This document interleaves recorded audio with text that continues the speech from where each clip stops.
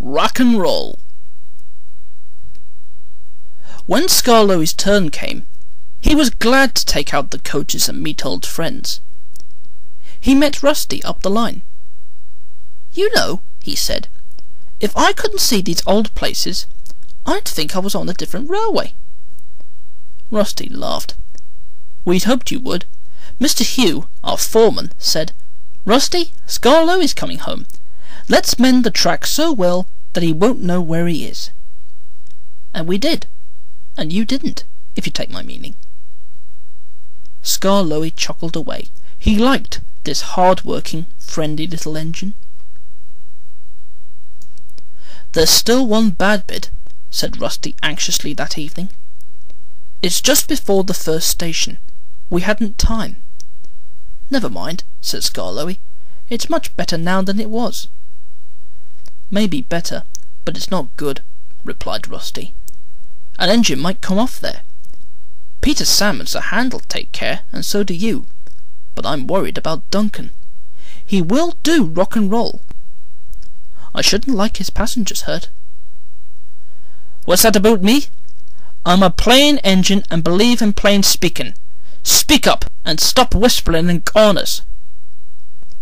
Rusty told Duncan about the bad bit of line and warned him to be careful. "Huh!" he grunted. "I know my way about, thank you. I don't need smelly diesel to tell me what to do." Rusty looked hurt. "Never mind," said Skarloey. "You've done your best."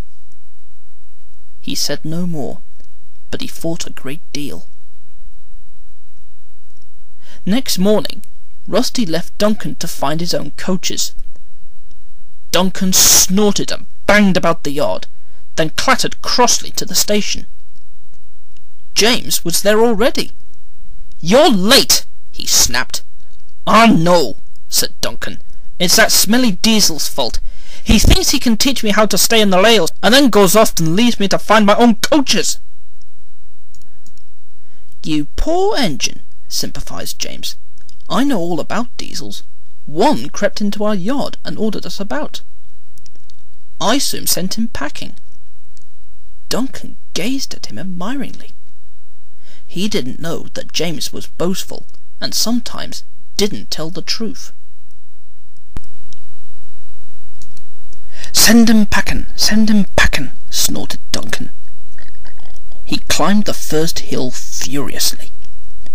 "Well done, boy. Keep it up," encouraged his driver. They were soon near the first station. Duncan was pleased. Nothing's happened," he chortled. "Silly old diesel. Clever me." And he swaggered along, doing his rock and roll. "Steady, boy!" His driver tried to check him, but too late.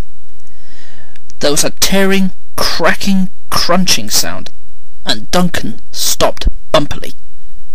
"Sleepers and ballast!" he exclaimed. "I'm off!"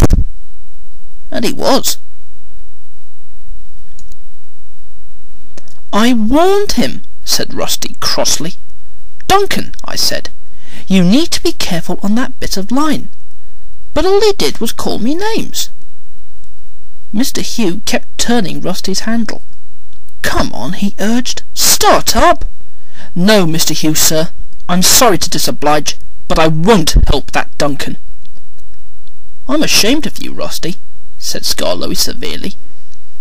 "Think of the passengers. What are they going to do?" "Oh," said Rusty, "I've forgotten them. I'm sorry, Mr. Hugh, sir. We must help the passengers." And his engine roared into life. "Oh dear," thought Duncan. "Now everyone will know how silly I am." Presently, Mr. Hugh and Rusty brought sleepers and old rails. Mr. Hugh showed the passengers how to use them, and they soon levered Duncan back to the line. Duncan was extra careful all day.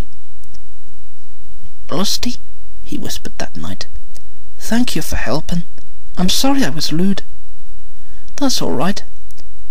I wish all diesels were like you. Let's be friends." "Suits me," smiled Rusty. "We'll mend that bad bit first thing tomorrow."